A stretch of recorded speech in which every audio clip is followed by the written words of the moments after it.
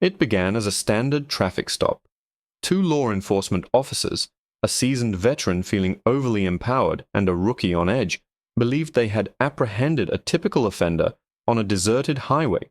They failed to notice the insignia on the identification presented. They overlooked the gleaming star emblem affixed to the dashboard, and they were completely unaware that the individual succumbing to injury in the driver's seat was the sole neurosurgeon capable of preserving the life of the senator's son, located 3 counties away. Their single shot reverberated all the way to the Pentagon. However, when the United States Army retaliated, they did not arrive with restraints. They arrived with overwhelming force.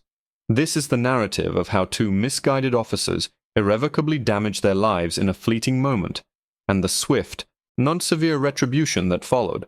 The precipitation in Clay County did not cleanse the land, it merely intensified the clinging filth. It was 11:45 p.m. on a Tuesday night, the kind of profound darkness that feels oppressive. Gliding along Route 9, the 2024 Mercedes-Benz S-Class felt like a vessel navigating through a heavy night. At the controls was Major Dr. Elias Cross. Elias was exhausted, not from moderate physical exertion or insufficient rest, but with the profound weariness of someone who had spent the preceding 14 hours engaged in intricate brain surgery.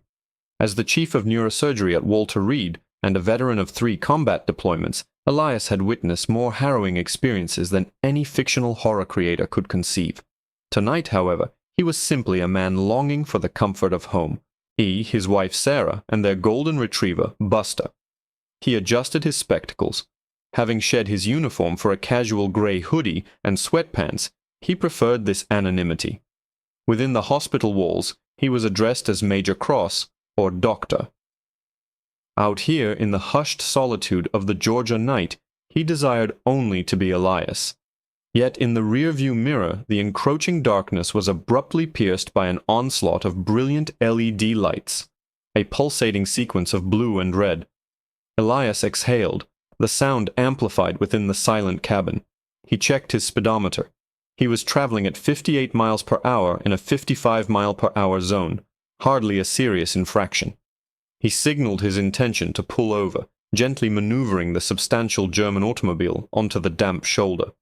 "Very well," he murmured to himself. He's lowering the window as the patrol vehicle aggressively positioned itself directly behind him. Let us conclude this swiftly. Within the police car, Officer Derek Deke Higgins extinguished the siren, but kept the emergency lights ablaze. Deke, a 20-year veteran of the Clay County Police Department, was a man whose ample girth strained his belt, and whose neck was thick with muscle and obstinacy. He embodied the archetype of an officer who perceived his badge as bestowing not just authority, but absolute dominion. Seated beside him was Officer Toby Clark. Toby, a mere 23 years old, was a recent academy graduate, his uniform still bearing the crisp scent of starch, his eyes nervously darting towards any flicker of movement in the shadows. "Nice vehicle," Deke grunted. His gaze narrowed against the rain as he surveyed the Mercedes. "Too opulent for this stretch of roadway." "Perhaps he's just passing through," Toby suggested, his hand hovering near the door handle. "Or perhaps he's transporting narcotics," Deke countered, his voice laced with a cynical certainty. "Out-of-state plates, an expensive car, late at night. You know the type, Clark. Let's go hunting." Deke slammed his door shut and strode toward the Mercedes, his hand already resting on the grip of his Glock 19. He eschewed a handheld flashlight, opting instead for one mounted on his shoulder, emitting a blindingly intense beam.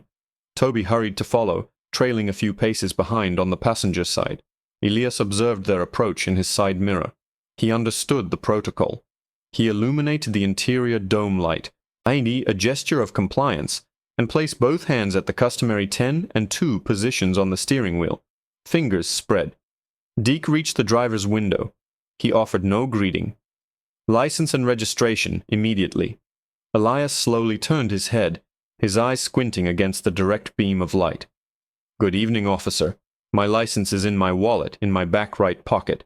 My registration is in the glove compartment. I will retrieve them now." "I did not request a detailed explanation, young man. I asked for your identification." Deke's voice was a guttural growl. Elias stiffened. The word boy lingered in the humid atmosphere like an unpleasant odor. He was 42 years old, a field-grade officer in the United States Army, a man whose decisions influenced the lives of generals. Yet to Deke Higgins, he was merely a black man in a hooded sweatshirt. "I am reaching for my pocket now," Elias stated calmly, his voice steady. He had successfully de-escalated soldiers experiencing psychological breakdowns in active war zones. He could manage a small-town bully. "Keep an eye on him, Clark," Deke bellowed to his partner, unnecessarily escalating the tension. Elias moved deliberately. He withdrew his wallet. As he opened it, the golden gleam of his concealed badge, a courtesy issued to military officers, caught the dome light. However, Deke's attention was fixed not on the badge, but on Elias's wrist. Elias wore a watch, a Patek Philippe. Its value exceeded Deke's earnings over 3 years. Greed and ingrained prejudice coalesced within Deke's mind into a toxic mixture. "Drug dealer," his thoughts insisted. "A stolen vehicle." "Exit the vehicle," Deke barked. Elias paused. "Officer, for a minor infraction of speeding, I would prefer to remain inside the vehicle." I said, "Get your rear end out of the car." Deke yanked the door handle. It was locked. "Open it, or I will break the window." Elias assessed the potential outcomes. Remaining inside might result in him being shot through the glass. Exiting could lead to physical confrontation. "I am unlocking the door," Elias stated. He pressed the button. Deke wrenched the door open and seized Elias by his hoodie, dragging him out into the rain and mud. "Hey, easy," Elias exclaimed, stumbling. "I'm an officer of the United States." "Shut your mouth." Deke shoved him forcefully against the side of the car. "Spread your legs," Toby Clark observed from the opposite side, his stomach churning. Deke. Perhaps verify his identification first. He claimed to be in the army." "They all claim something," Deke retorted. He kicked Elias's legs apart. "Stop resisting." "I am not resisting," Elias said through clenched teeth, his face pressed against the cold metal of his car's roof. "My identification is in my hand. Look at it." Deke snatched the wallet from Elias's grasp and flung it into the mud. "I don't care about your fake ID. I smell marijuana." "You do not," Elias stated, his voice deepening, adopting the commanding tone he employed in the operating theater. "I am a surgeon. I do not partake. You are making a grievous error, Officer Higgins." Deke froze. He glanced at the name tag on his own uniform, then back at Elias. The doctor's composure unnerved him. It felt like arrogance, and Deke Higgins harbored a deep resentment towards arrogance, especially from individuals who resembled Elias. "You believe you are superior to me," Deke whispered, leaning closer, his breath reeking of stale coffee and tobacco. "I believe you're infringing upon my constitutional rights," Elias declared, "and I believe you should retrieve my wallet." Deke recoiled. His ego felt wounded. He needed to reassert dominance. He reached for his taser, but in his fury, his hand faltered. He noticed Elias shift his weight to alleviate pressure on a previously injured knee, a consequence of shrapnel from an incident in Kandahar. To Deke, this movement appeared as an aggressive maneuver. "He's lunging!" Deke shrieked. He did not draw the taser. He drew his Glock. The sound was not the dramatic report of cinematic portrayals, but a sharp, flat crack. Elias Cross spun around, clutching his right shoulder. He slumped against the vehicle, sliding down into the mud. His white hoodie instantly became saturated with crimson. "Shots fired! Shots fired!" Deke yelled into his radio, adrenaline masking his colossal error. "Suspect attacked. I neutralized him." Toby Clark sprinted around the car, his face a mask of pallor. He looked at Elias, who was gasping for air, his hand clamped to his shoulder. Blood pulsed between his fingers, dark arterial fluid. "Oh God, Deke, you shot him," Toby stammered. "He went for my weapon," Deke lied, his eyes wild. "You saw it, Clark. He went for my weapon." Elias looked up, his vision blurring. His thoughts weren't on the pain, but on the brachial artery. He was considering the potential nerve damage. He was contemplating the hemispherectomy scheduled for a 6-year-old girl the following morning. "Tourniquet," Elias gasped, his voice thick with blood. "In the trunk. Medkit." Deke stood over him, his firearm still trained on him. "Stay down, you imbecile." Elias wheezed, his eyes rolling back. "I am Major Cross." Then the world dissolved into a gray haze, and the rain felt icily cold. The flashing lights seemed to multiply. Within 10 minutes, 4 additional patrol cars screeched to a halt. Sheriff Wild Bill Cody, a man whose moniker was arguably more accurate than his constituents might prefer to acknowledge, emerged from his SUV. He was a portly individual, his cowboy hat a clear violation of police regulations, and a mustache that concealed a mouth rarely employed for candor. "What have we here, Higgins?" Cody inquired. "I was observing the paramedics placing the unconscious form of Elias Cross into the ambulance." "Traffic stop, Sheriff," Deke responded, his breath heavy. He had already mentally rehearsed the fabricated account numerous times. Subject was erratic, smelled of marijuana. I requested he exit the vehicle. He resisted, lunged for my weapon. I feared for my life. Cody surveyed the Mercedes. He then noticed the wallet lying in the mud. He gestured to a deputy to retrieve it. The deputy, a woman named Sarah Jenkins, picked it up with gloved hands. She opened it. Her eyes widened. "Sheriff," Jenkins said, her voice trembling. "What?" "You need to see this." Cody walked over and took possession of the wallet. He examined the driver's license, Elias J. Cross. Then he observed the other card, a CAC card, the Department of Defense Identification, and identifying him as Major Elias Cross, Medical Corps, United States Army. A cold dread settled in Cody's stomach. However, as he flipped the flap, he discovered something else, a laminated card tucked behind the ID, Chief of Neurosurgery, Walter Reed, National Military Medical Center. "Son of a," Cody whispered. He turned to Deke Higgins. "You shot a doctor, a decorated Army major." Deke's face drained of all color. He didn't say he was Army." Toby Clark piped up from the background, his voice high and laced with terror. "He told us. He said he was a surgeon." Cody spun around. "Silence, rookie." The sheriff rubbed his temples. This was a catastrophe. But Bill Cody had maintained his position as sheriff for 12 years by skillfully navigating disasters. He survived by controlling the narrative. "Listen to me," Cody hissed, ID drawing Deke and the other deputies closer. "The dash cam, it malfunctioned," Deke interjected rapidly. "Excellent," Cody replied. "And the body cameras?" "I forgot to activate mine," Deke lied. Cody then addressed Toby. "And yours, Clark?" Toby swallowed hard. The green indicator light on his chest was blinking. It had been recording. It had captured everything. The doctor's compliant demeanor, the officer's aggression, the shooting of an unarmed individual. Toby stammered. Cody stepped into Toby's personal space. "Hand over the camera, son." "Sheriff, that's evidence." "It's evidence if I declare it so. Give it to me. We need to review it for consistency." Reluctantly, Toby unclipped the camera.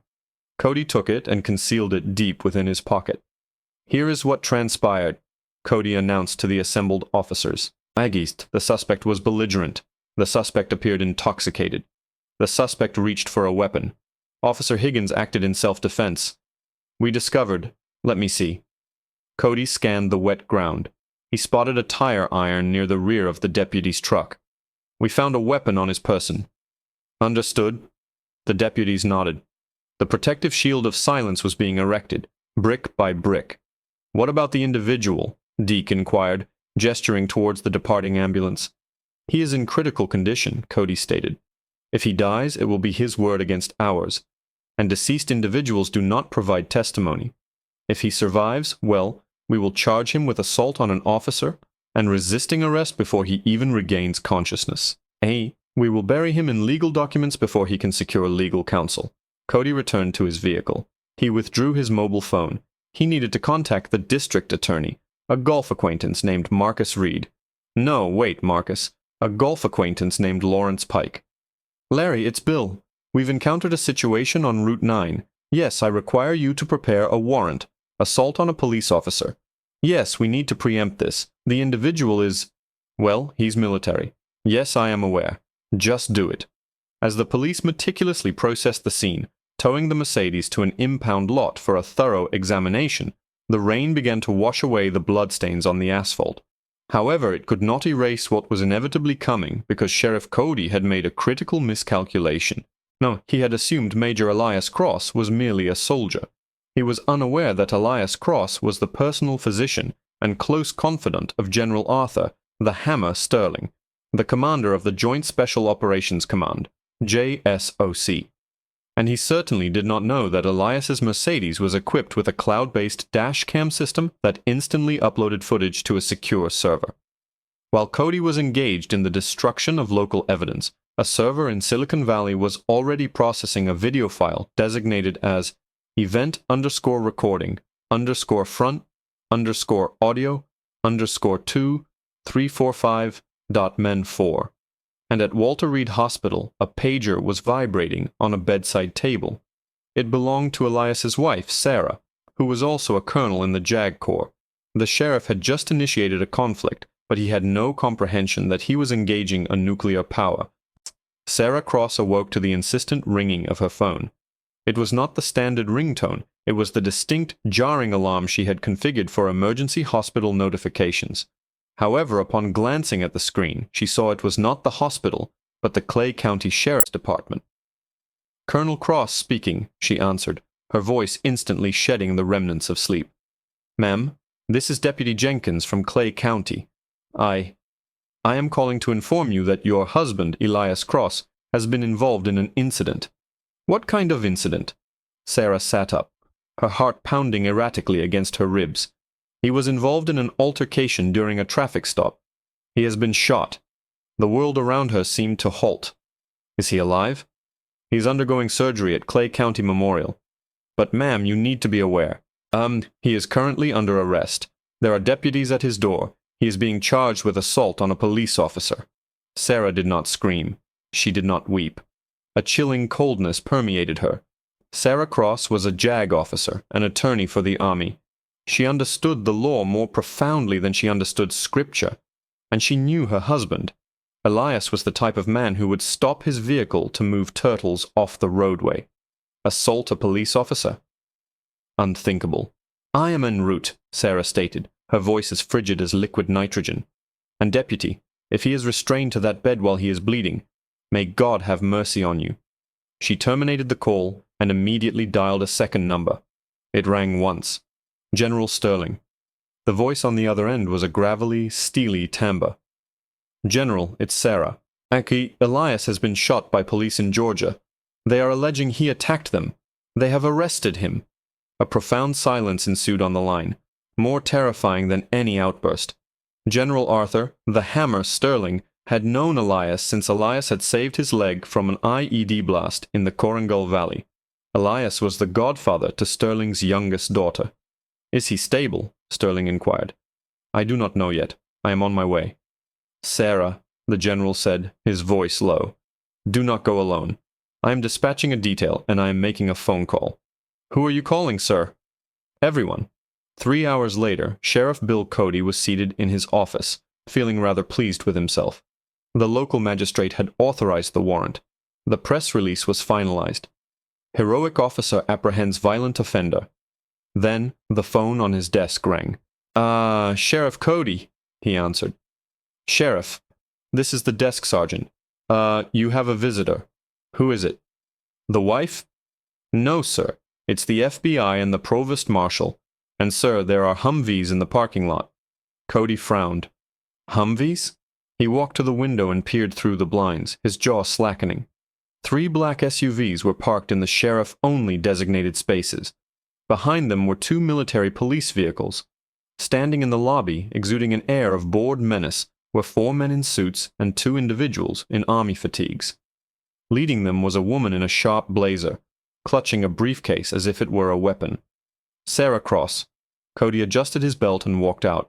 "May I be of assistance to you all?" Sarah stepped forward. She did not resemble a distraught wife. She looked like an executioner. "Sheriff Cody," she stated. "I am Colonel Sarah Cross. This is Special Agent Miller from the FBI, and this is Captain Holloway from the Army Criminal Investigation Division. We are here for my husband.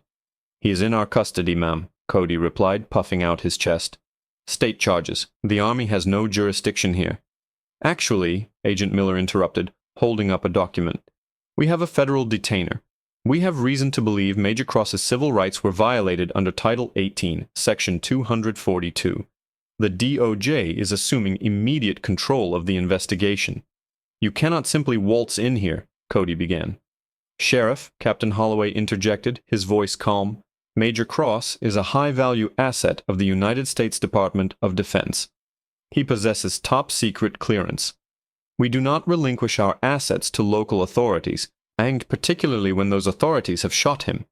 He assaulted my officer, Cody shouted, realizing he was losing control. Sarah walked directly up to Cody. Though shorter, she exuded an imposing presence. My husband, she said softly, is a neurosurgeon. His hands are insured for $5 million. Do you truly believe he would jeopardize his career to punch a police officer in the rain? We possess the cloud footage, Sheriff. Cody froze. Cloud footage? The Mercedes. Sarah smiled, but it was devoid of any warmth.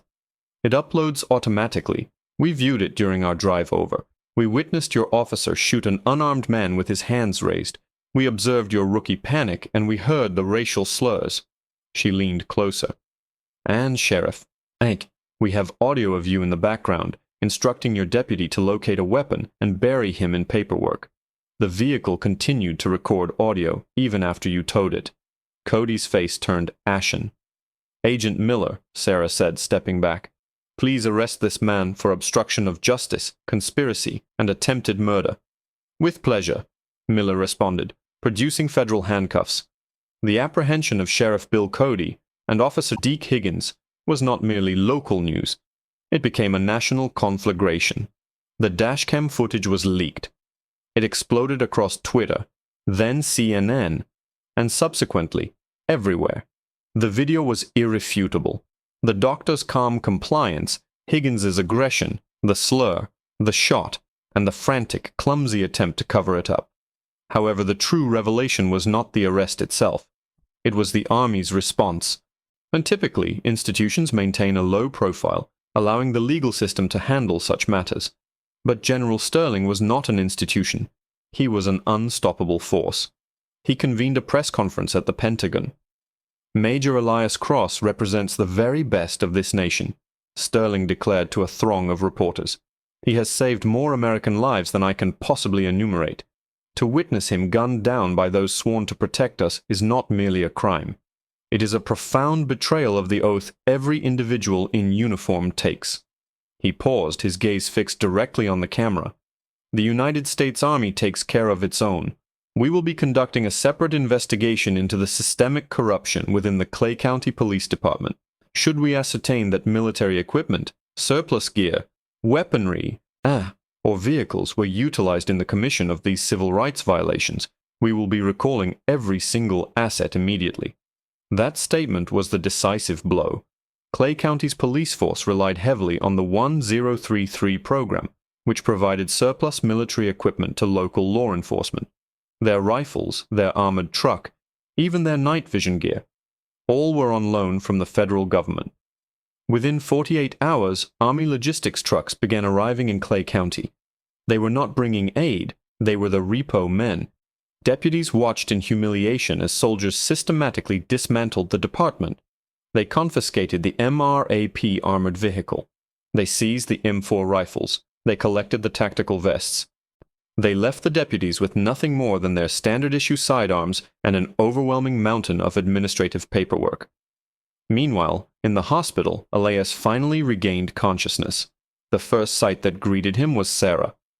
She was asleep in the chair beside his bed, her hand tightly gripping his uninjured arm. "Hey," he rasped, his throat feeling like dry sandpaper. Sarah's eyes snapped open. "Elias!" Tears welled instantly as she kissed his face, his hand. "You're all right. You're okay." "My hand?" he asked, a surge of panic rising. "Nerve damage," she answered truthfully. "But it is repairable. Dr. Wu flew in from Johns Hopkins.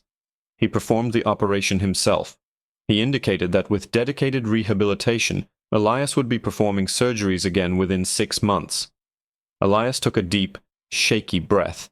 "Oh, the officer? The one who shot me?"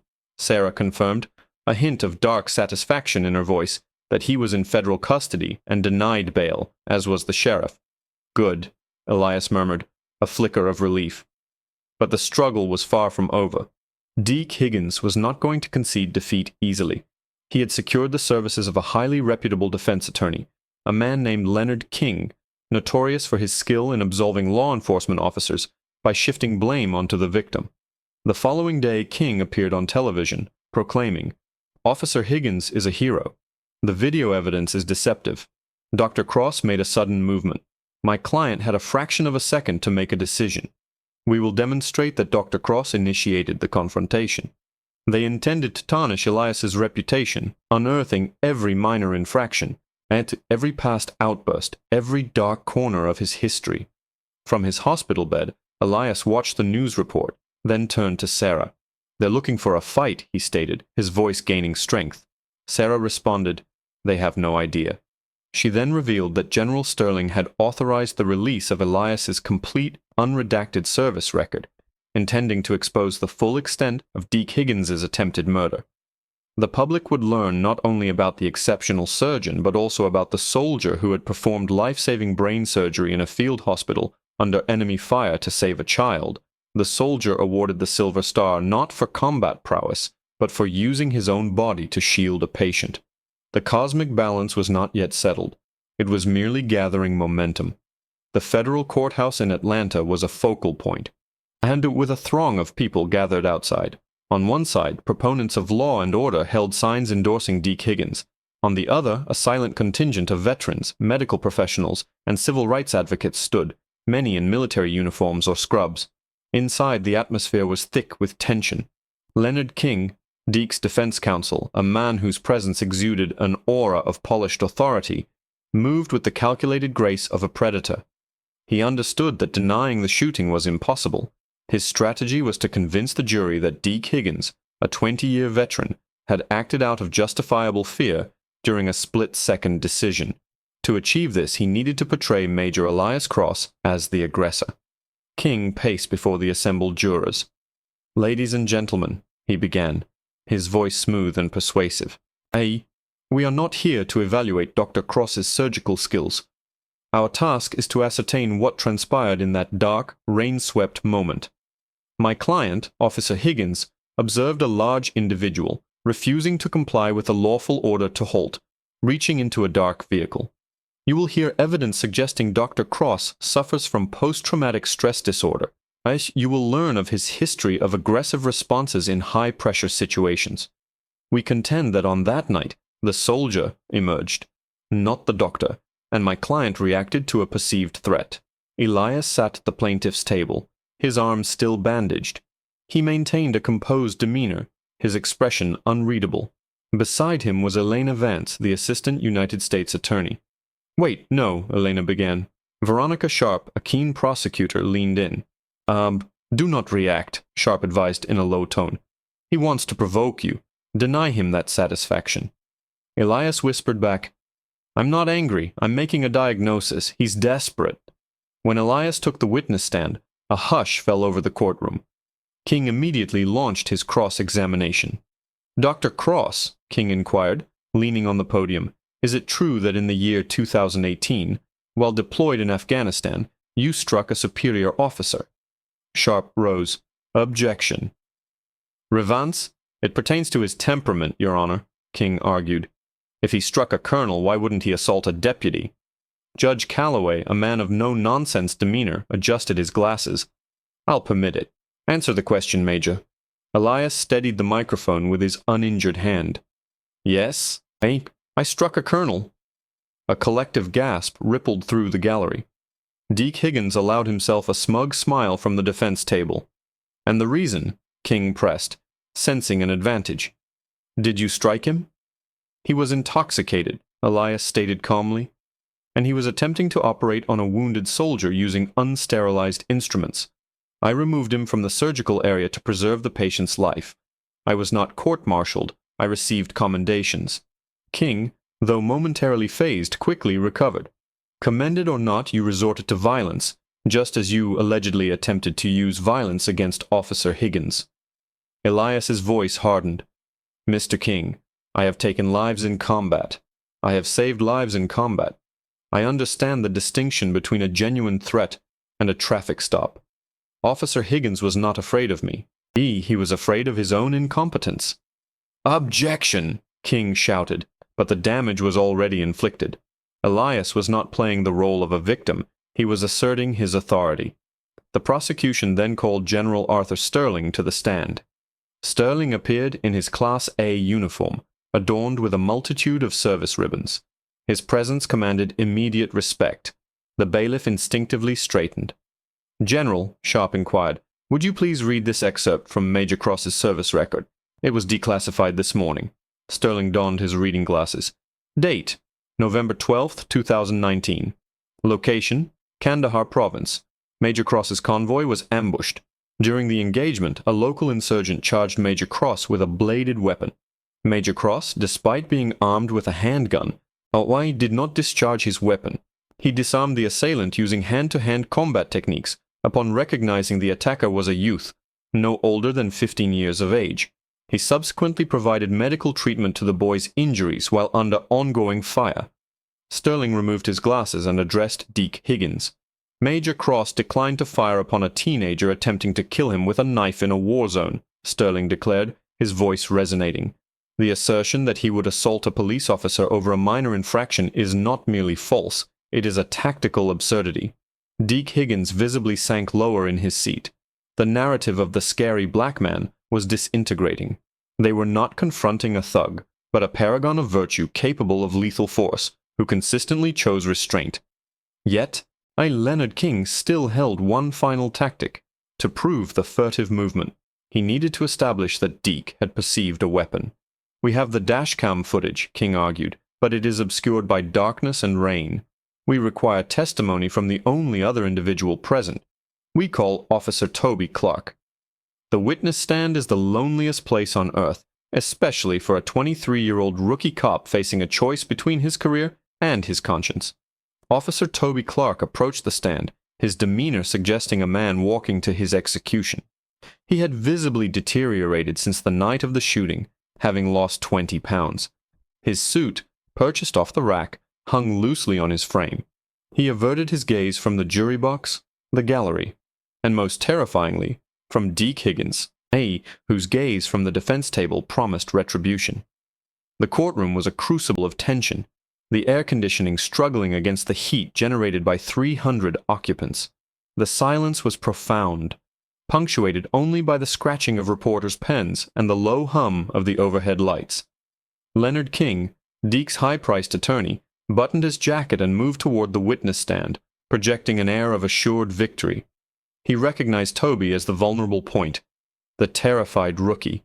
King's strategy was straightforward: intimidation. Officer Clark, King began, his voice carrying effortlessly to the rear of the room. You were the only other officer present on Route 9 that evening. You had the clearest vantage point of the incident, second only to my client. Is that correct? Toby whispered. Yes, sir. Please speak up so the jury can hear you, King instructed, his tone gently paternal.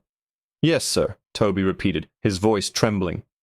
King then paced before the jury. We have heard testimony regarding the poor visibility due to darkness and rain. However, you submitted a report that night, did you not, officer? Toby swallowed hard, his mouth feeling parched. A report was filed. Yes.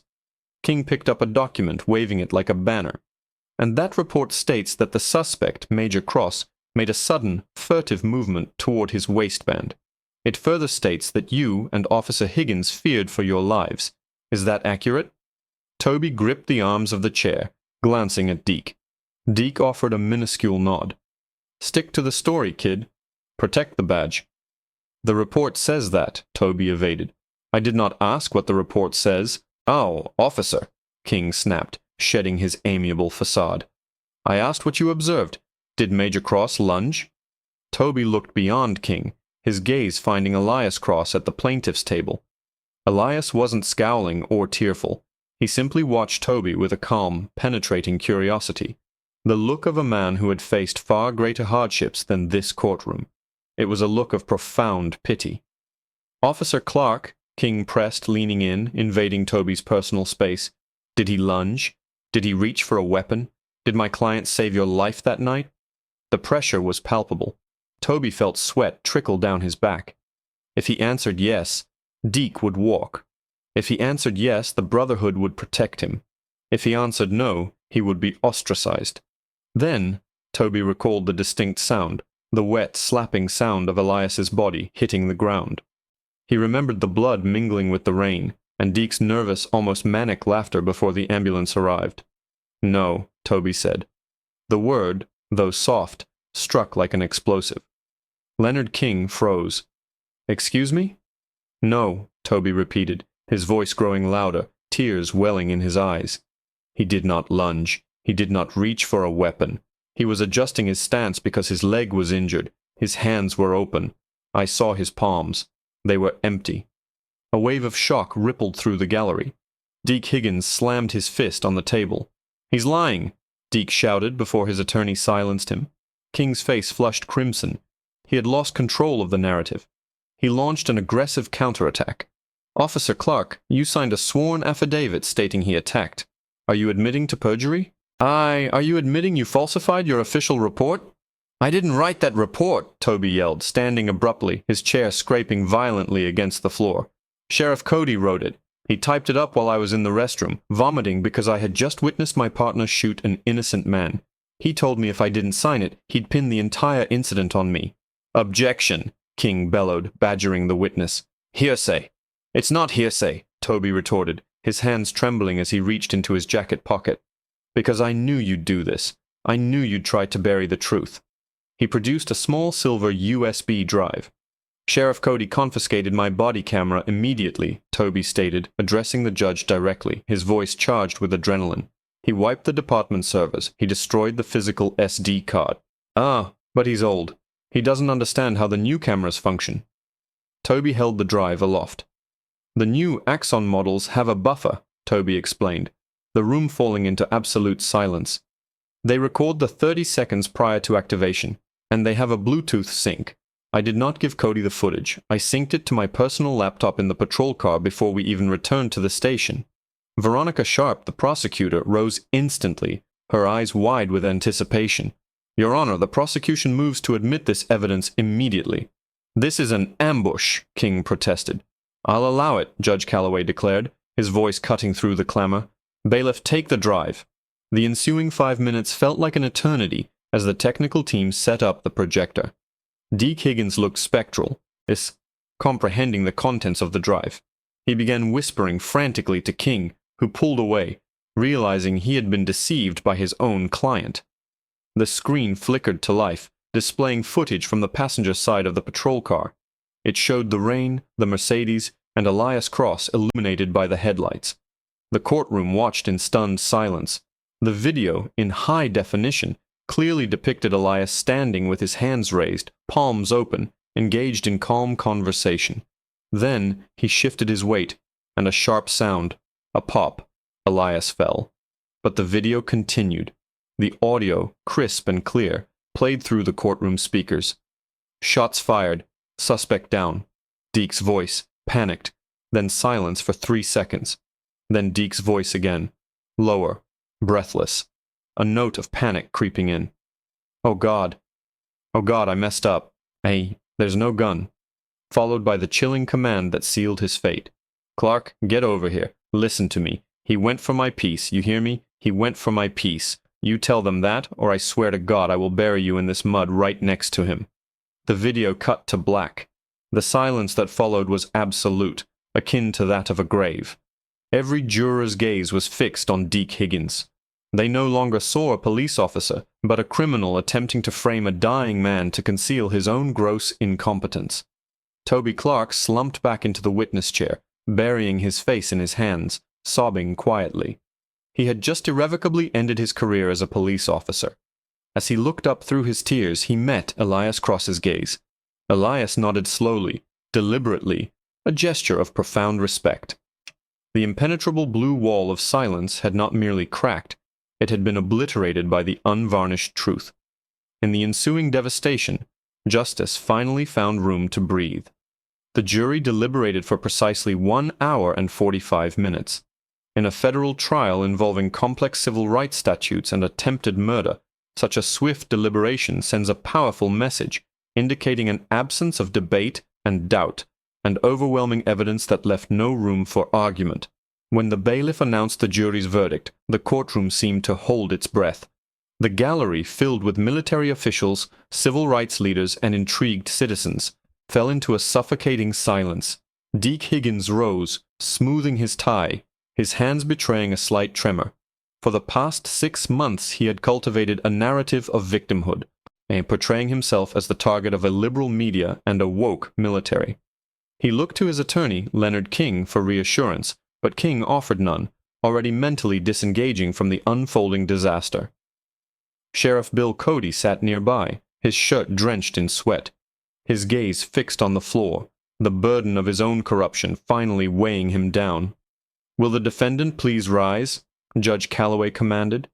The jury foreman, a stern-faced middle-aged schoolteacher, stood. He did not look at Deke, but directly at Elias Cross. "On count 1, attempted murder in the 2nd degree," the foreman's voice rang out clearly. "We find the defendant, Derek Higgins, guilty." A collective gasp swept through the room, quickly suppressed. "On count 2, deprivation of rights under color of law. Guilty. On count 3, obstruction of justice. Guilty. On count 4, falsifying police reports. Guilty." Each guilty verdict struck Deke Higgins like a physical blow. His knees buckled, and he gripped the table for support.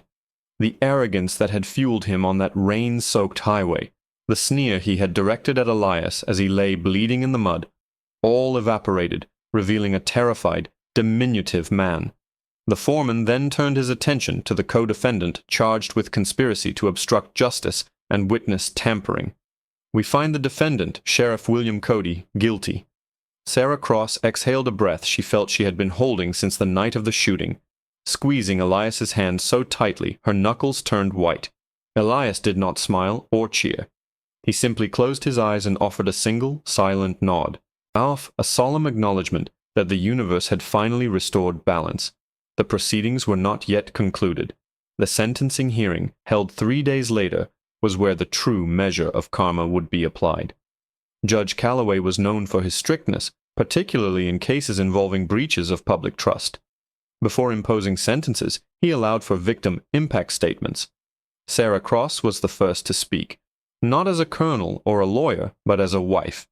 She recounted the terrifying phone call, the frantic drive to the hospital, and the agonizing uncertainty of whether her husband, a man dedicated to saving lives, would survive a bullet fired by someone sworn to protect them.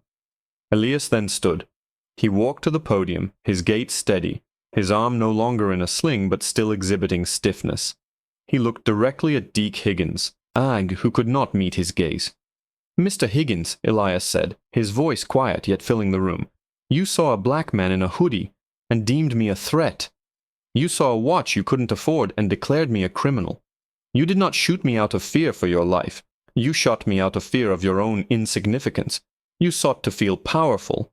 Today the world sees you for what you truly are, a coward with a badge, and now you no longer even have the badge." Deke flinched. The truth struck deeper than any insult. Judge Calloway adjusted his robes and addressed the defendants. "Officer Higgins," the judge began, his voice like gravel, "you have disgraced your uniform. You nearly killed a man who is a national asset, a surgeon who has saved countless lives. But even if Dr. Cross were a janitor, your actions would be monstrous. You betrayed every citizen who relies on the police for protection." The gavel fell. "Derek Higgins, I sentence you to 25 years in federal prison.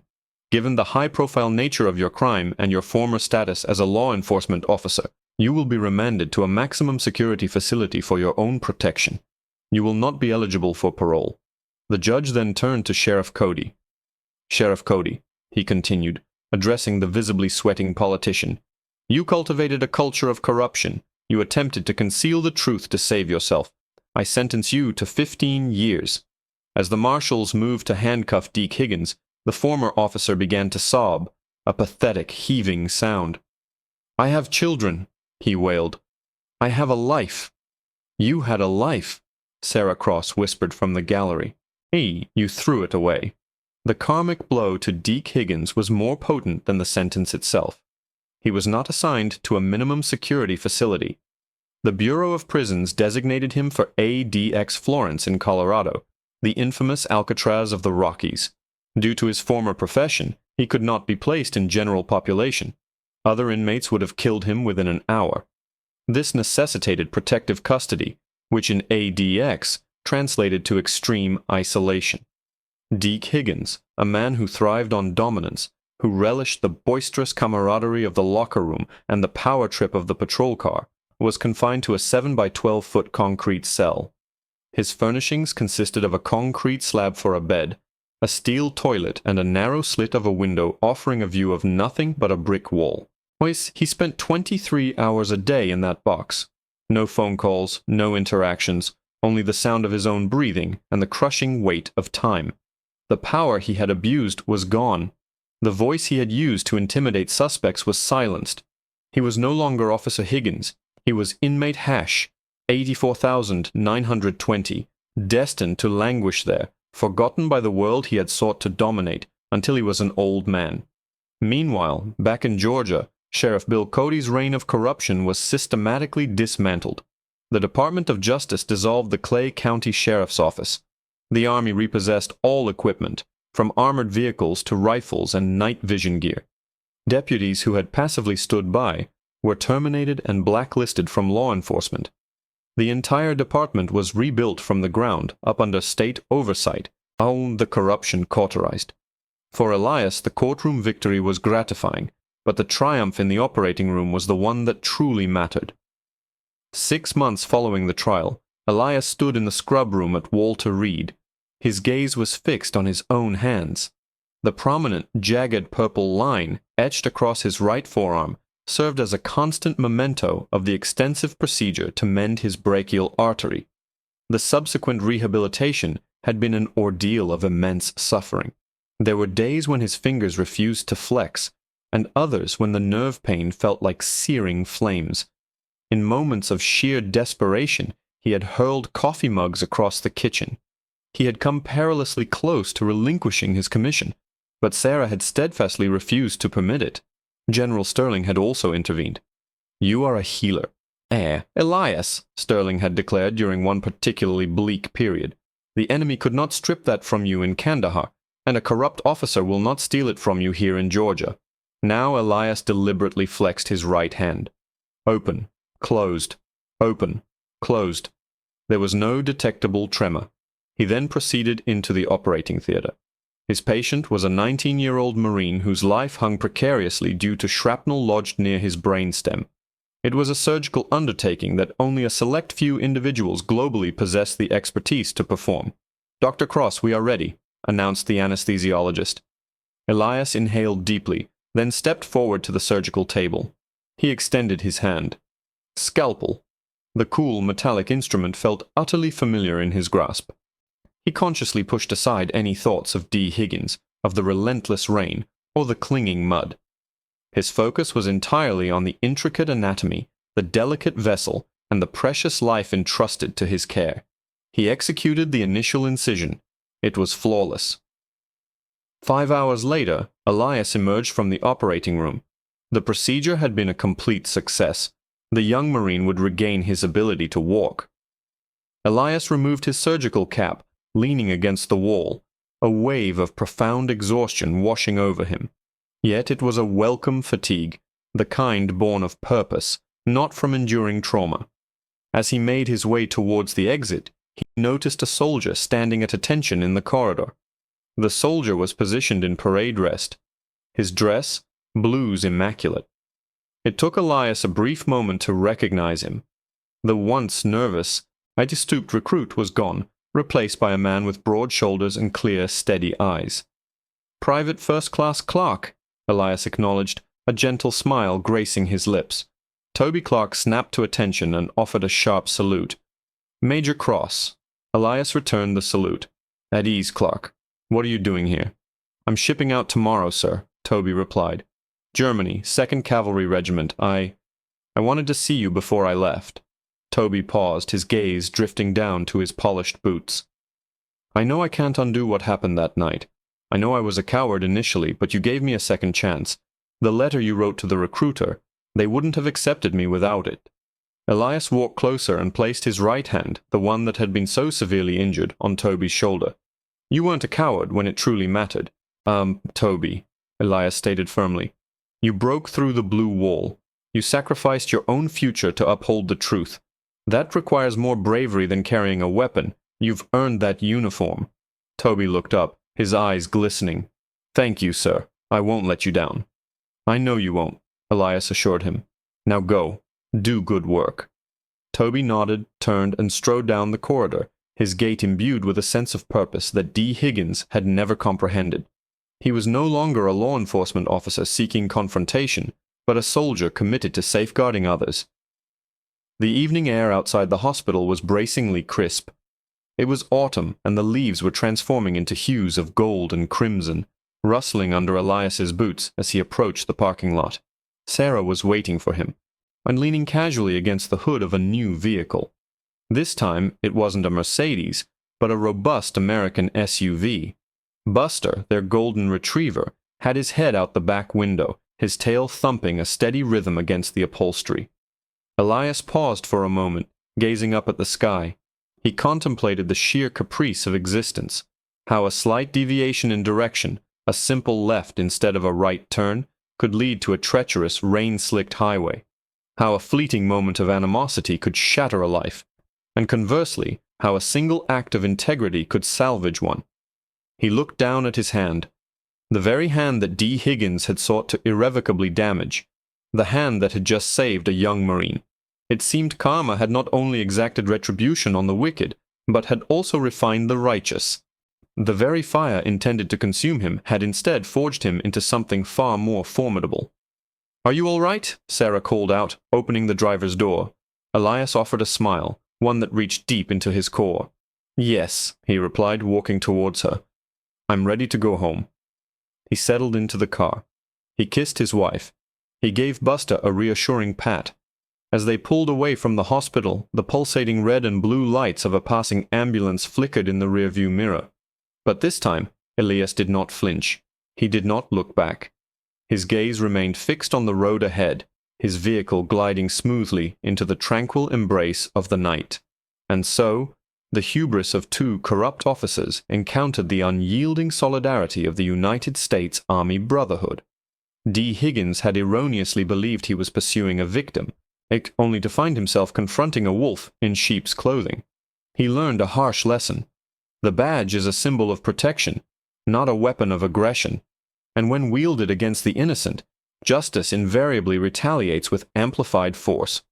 Major Elias Cross not only endured, he triumphed, demonstrating that genuine strength resides not in dominance, but in integrity, resilience, and the fortitude to stand tall when the world attempts to bring you down. What are your thoughts? Did D. Higgins receive his just deserts, or was a sentence of 25 years insufficient for attempting to ruin a man's life? Share your opinions in the comments section below. If this narrative of swift retribution and justice served resonated with you, please give it a like. Your engagement significantly aids the channel.